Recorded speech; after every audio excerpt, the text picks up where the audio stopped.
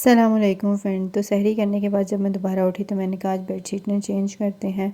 तो ये सारी चीज़ें जो है मैंने कहा नीचे रखते हैं और इसकी जो है नई बेडशीट बिछाते हैं। तो फिर मैंने पहले जो है वो कंबल साइड पे किए, फिर उसके बाद जो ये तकिए थे एक साइड के उनको साइड पे किया, फिर उसके बाद दूसरी साइड वाले तकियों को साइड पे किया, फिर आके जो है वो गद्दे को ऊपर खींचा और अब इसके ऊपर से उतारते हैं इसकी बेडशीट और अब इसके ऊपर बिछाते हैं दूसरी नई वाली बेडशीट।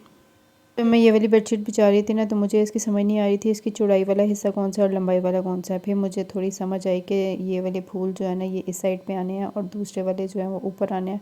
फिर सब जगहों से इनको खींच के इक्वल किया। इक्वल करने के बाद जो है ना फिर आहिस्ता आहिस्ता जो है ना बेड को अंदर खिसकाया और ये जी हमारी बेडशीट बिल्कुल सही तरह डल गई है। फिर उसके बाद जी ये मेरे हस्बैंड का लैपटॉप का चार्जर है, उसके बाद हैंड फ्री और ये चीज़ें अगर बेड पे ना हो या उन्हें ना नज़र आए ना तो उनको तो टेंशन होती है, वो साथ में हमें भी देते हैं कि कहाँ गई कहाँ गई।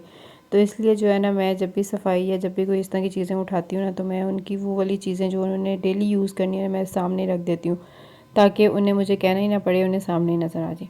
तो फिर उसके बाद जी अब ये पिलो के कवर चेंज करते हैं, पुराने जो हैं वो मैंने उतार दिए हैं और अब इस पे जी नए बिछाते हैं और फिर इसको रखते हैं बेड पे। तो ये हमारी बेडशीट चेंज हो गई है और पिलो के कवर्स भी चेंज हो गए हैं। तो पुरानी बेडशीट को जो है मैंने नीचे फेंक दिया था, ये जी साइड पे मैंने रखी थी ये पुरानी बेडशीट और पिलो कवर्स। तो अब ये बेड पे रखते हैं कंबल और ये कंबल रखने के बाद जी गद्दा और ये सब कुछ जो है बेडशीट सेट हो गई है। तो अब जो पुरानी बेडशीट हमने उतारी है उसको वॉशिंग मशीन में डालते हैं और 1-2 दिन तक इंशाल्लाह जो है मशीन लगाएंगे। और पहले देखते हैं जो पुराने कपड़े हैं वो अब खुश्क हो गए थे। कपड़े खुश्क होते हुए तकरीबन 2 दिन लग जाते हैं क्योंकि मैं छत पे जाती नहीं हूँ, छत पे मैं डालती नहीं हूँ। तो आजकल मौसम इतना गर्मी वाला या धूप वाला नहीं है तो कपड़े जो हैं वो जल्दी खुश्क नहीं होते, ये तकरीबन 2 दिन बाद खुश्क हुए हैं। तो फिर मैं इसी तरह ही जो है वो आराम आराम से थोड़े थोड़े कपड़े करके धो लेते हैं और फिर उसको जो है वो रख देते हैं। तो अभी जी ये पेंटें हैं, पेंटों को जो है वो मैं हैंगर पे लगा के जो है वो फिर अलमारी में रख दूँगी। फिर जैसे जैसे मुझे प्रेस करनी होंगी ना वैसे वैसे जो है वो मैं प्रेस करती जाऊँगी। ये ऑफ़िस के लिए हैं और फिर उसके बाद जी बाकी के ये ट्राउज़र हैं ये घर के लिए हैं। इनको भी तय लगा के जो है ना वो अलमारी में रखते हैं। पेंटों को अलग जगह पे रखेंगे, इन ट्राउज़रों को अलग रखेंगे और ये शर्टें हैं ये इसी तरह हैंग करके जो है वो मैंने अलमारी में रख देनी है और जब जब ज़रूरत पड़ेगी ना तो प्रेस करती जाऊँगी। फिर उसके बाद ये कुछ इनर थे, उसके बाद शलवार कमीज़ें थी, अभी इसको भी जो है ना इसी तरह ही अलमारी में रख देंगे। ये हैं जी मेरे कपड़े, तो अब इनको भी तय लगा के जो है ना वो अलमारी में रखते हैं पेयर पेयर बना के। तो जब ज़रूरत पड़ेगी हम इसके जो है पहन लेंगे। फिर मैंने जी पढ़ी ज़ोहर की नमाज़, नमाज़ पढ़ने के बाद 1-2 तस्बीह करनी थी वो की। फिर उसके बाद मुझे याद आया कि आज मैंने इफ्तारी किसी के घर भी भेजनी है तो आज मैंने ना अच्छे तरीके से सही टेस्टी वाली इफ्तारी बनानी है। तो फिर मैंने चूल्हे पे जो है ना वो आलू रख दिए थे बॉयल होने के लिए। आलू जो है वो अच्छे से बॉयल हो गए थे। तो अब इनके करते हैं छोटे छोटे पीसेस और फिर बनाते हैं चना चाट जो कि मेरी मोस्ट फेवरेट है और मुझे डेली चाहिए होती है रमज़ान में। तो अब जी आलू मैंने कट कर लिए थे। फिर उसके बाद ये टमाटर है इसको लिया, ये इसको बारीक बारीक जो है वो कट कर लेंगे। ज़्यादा मोटा जो है ना मुझे अच्छा नहीं लगता, बारीक बारीक हो ना तो इतना फ़ील नहीं होता टमाटर का। तो अब इसको इस तरह बारीक बारीक कट कर लेते हैं और फिर इसके अंदर डालते हैं बॉयल चने, ये चने डाल दिए हैं। फिर इसके अंदर डालते हैं प्याज, तो ये जी इसके अंदर मैंने प्याज डाल दिए हैं, इनको भी अच्छे से धो लिया, नमक लगा के धो दिया था। फिर उसके बाद जी ये फ्रेश पुदीना है, मैंने पुदीना स्टोर करने का आपको तरीका बताया था, मैं इसी तरह ये स्टोर किया हुआ है। ये बिल्कुल फ्रेश है, बिल्कुल भी ख़राब नहीं हुआ। तो अब ये काट के इसके अंदर डालते हैं। फिर इसके अंदर डाली है धनिया पुदीने की चटनी और फिर इसके अंदर डाला है लेमन जूस। तो आज मैंने कहा था जो जो मसाले जो जो मेरे पास है ना मैंने सब कुछ डाल देना है। अपने लिए तो खैर मैं इतना कुछ नहीं डालती, लेकिन आज मैंने किसी को देनी थी इफ्तारी तो इसलिए मैंने कहा कि धनिया पुदीने की चटनी, उसके बाद इमली की चटनी, उसके बाद लेमन जो है सब कुछ आज मैंने डाल के ना मतलब आज तबाही मचा देनी है, कोई मसाला छोड़ना नहीं है, मतलब सब कुछ डालना है। तो इतनी मैं जज्बाती हो गई, दही डालते डालते ना ये दही जो है ना वो थोड़ा नीचे गिर गया था। फिर मैंने इसके अंदर डाले स्पाइसेस में मैंने डाला है थोड़ा सा नमक हस्बे ज़रूरत, फिर डाला है इसके अंदर चाट मसाला ये, और फिर इसके अंदर डाली है इमली की चटनी ये, और फिर जो है ना मैं इसको अच्छे तरीके से मिक्स कर लूँगी। और मैं साथ साथ सोच रही थी कुछ रह तो नहीं गया, कुछ रह तो नहीं गया, पर मुझे कुछ याद नहीं आ रहा था कि कुछ नहीं रहा। फिर मैंने कहा चलो यार इसको अच्छे से मिक्स करते हैं।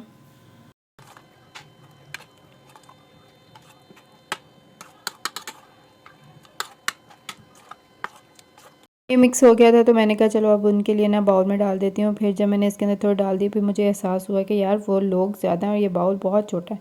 फिर मैंने एक बड़ा बाउल लिया, उसके अंदर ये डाली और फिर मुझे हुआ कि यार ये ठीक है, इतना ठीक है, अब इससे ज़्यादा तो नहीं अब उन्हें दे सकते ना।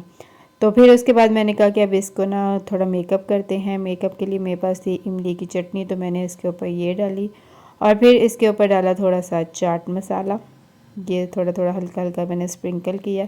फिर उसके बाद मुझे याद आया कि यार ये मेरे पास ना पापड़ भी पड़े हुए हैं, ये जो समोसा पट्टी का जो एक्स्ट्रा पीस बच गए थे ना, तो मैंने उसको थोड़ा फ्राई कर लिया था, तो ये क्रिस्पी क्रिस्पी जो है ना क्रंची क्रंची बन गए थे। तो अब मुझे समझ नहीं आ रहा था कि इसके डिज़ाइन क्या बनाऊँ, तो मैंने जो है ना इस तरह एक सादा सा ये डिज़ाइन बनाया, तो अब इसको रख देते हैं फ्रिज में। फिर उसके बाद जी ये जो बच गया था, फिर इसको मैंने एक छोटे बाउल में डाला। मैंने कहा इतना बड़ा बाउल फ्रिज में क्यों रखूँ, एक छोटे से बाउल में डाल के जो है वो फ्रिज में रख देती हूँ, ताकि जो है ना वो जगह भी कम लेगा और ये इस तरह सही है। तो इसके ऊपर दही लगा था, मैंने इसको अच्छे से हाथ से साफ़ करके इसमें डाल दिया, तो अब इसको फ्रिज में रखते हैं। फिर उसके बाद जी हम बनाते हैं पकौड़ों का सामान। पकौड़ों के लिए मैंने आलू काटे हैं, प्याज काटे हैं, उसके बाद ये जी पालक है, ये फ्रीज़ हुई पड़ी हुई थी, वो निकाली है थोड़ी सी। फिर इसके ऊपर डाला है बेसन डाला है। बेसन डालने के बाद इसके ऊपर डाला है थोड़ा सा नमक और फिर डाली है थोड़ी सी सुरख मिर्चें। अच्छा, कल जो पकोड़े बने थे वो बिल्कुल भी मज़े के नहीं थे, बिल्कुल भी टेस्टी नहीं थे, जो उन्होंने दिए थे ना वो मज़े के थे। तो आज मैं सोच रही थी, आज मेरा दिल था कि यार हमारे पकोड़े ना बहुत मज़े के बने। तो फिर इसके लिए ना मैंने इसके अंदर थोड़ा सा दही डाल दिया। दही से जो है ना वो पकोड़े बड़े सॉफ्ट और बड़े टेस्टी बनते हैं। तो फिर मैंने साथ में थोड़ा सा धनिया भी डाला और दही डाल के अब इसको अच्छे से मिक्स कर लिया। तो अब इसको फ्रिज में रखते हैं और जब फ्राई करना होगा तब फ्राई करेंगे। फिर साथ ही ये जी मैंने थोड़ी फ्रूट चाट बना ली थी और अब इसके ऊपर जो है ना वो ऑरेंज स्क्वीज़ कर रही हूँ। बाकी की सारी चीज़ें जो है वो मैंने इसमें डाल दी थी, तो बस ऑरेंज रह गया था। तो आज जो है ना जल्दी जल्दी में मुझे इसके ऊपर खजूरें डालने का याद ही नहीं रहा, वो भी मुझे हस्बैंड ने याद किया। मैंने कहा चलो यार इट्स ओके, कभी कभी बिना खजूरों के भी खा लेते हैं। तो अब जो है मैं इसके ऊपर से बीज निकाल ली हूँ, क्योंकि बीजों से बहुत ज़्यादा मसला हो जाता है, वो फिर बीज मुंह में आते हैं और कई दफ़ा ये होता है कि हम चबा जाते हैं और चबाने पे वो इतना कड़वा टेस्ट आता है ना, तो फिर जी मेरी जमातें होती हैं कि भाई यार ध्यान से क्यों नहीं तुम काम करती। तो इसलिए मैंने कहा बीच में निकाल लेती हूँ।